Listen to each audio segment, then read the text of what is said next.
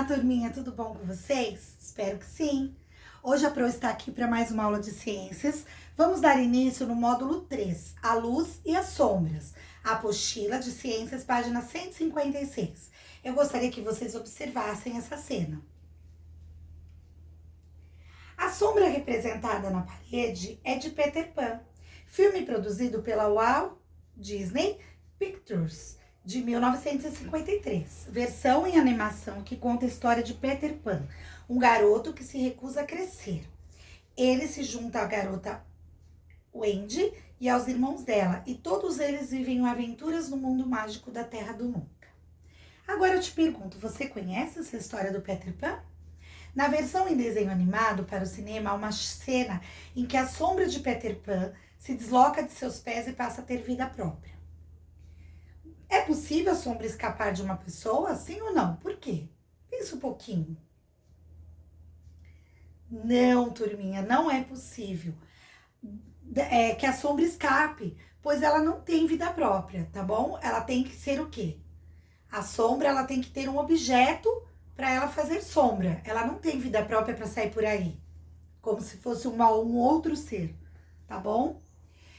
A sombra de uma pessoa pode mudar de tamanho no decorrer do dia? Pode. Sabe por quê? Depende de como está batendo a luz, refletindo a luz. Por exemplo, ao meio-dia, a sombra ela pode ficar mais curta.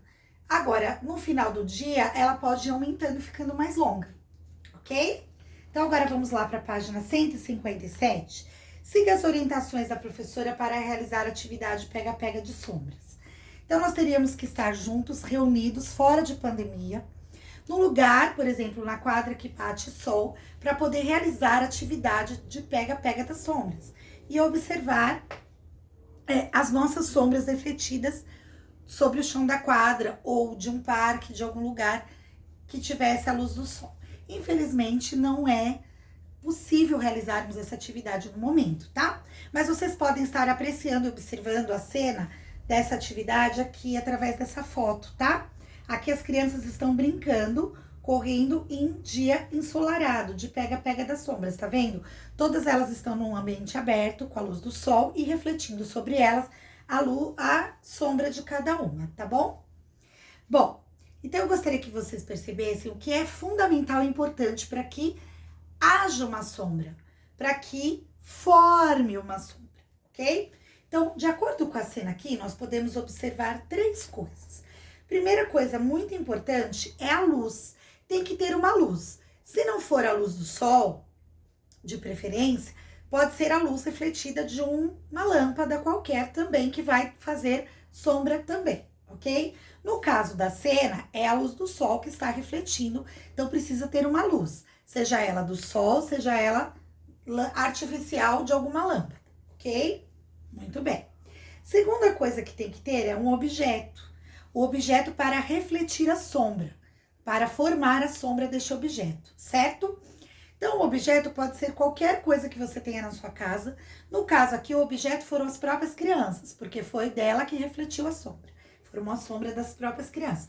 Então, pode ser uma pessoa ou algum objeto que vai fazer e formar a sombra. E também precisa ter o quê? O anteparo. O que é o anteparo, gente? É o local onde a sombra vai aparecer. Então, pode ser uma parede ou pode ser o chão, algum lugar onde vai refletir e formar esta sombra. Então, são três coisas fundamentais, que é o que está perguntando a questão A. O que é necessário para que se forme uma sombra? É necessário haver uma fonte de luz, no caso aqui do sol, mas pode ser a luz artificial de uma lâmpada. Um objeto, que aqui, por exemplo, são as crianças, mas pode ser qualquer objeto, como eu já disse. E o anteparo, ou seja, um local onde a sombra vai aparecer, como, por exemplo, um chão ou a parede e etc. Tem que ter um local para refletir e aparecer esta sombra, formar esta sombra. Com esses três elementos, a luz, o objeto e o anteparo, o local onde vai refletir e formar essa lâmpada, essa sombra, com certeza ela vai ser formada e ela vai refletir e nós vamos poder vê-la, tá bom? Agora, na B tá dizendo assim, o que foi necessário fazer para impedir que a sombra fosse pega por um colega? Por quê? O que acontece? Na brincadeira, você não vai pegar a criança, você vai tentar pegar a sombra, certo? É um pouquinho diferente daquele pega-pega tradicional que vocês estão habituados, de um correr atrás do outro e uma criança pegar as demais num pega-pega. Esse pega-pega, ao invés de você pegar a criança, precisa pegar a sombra, por isso que tem que ter uma luz para refletir a sombra, certo? Então, o que foi necessário acontecer para quê?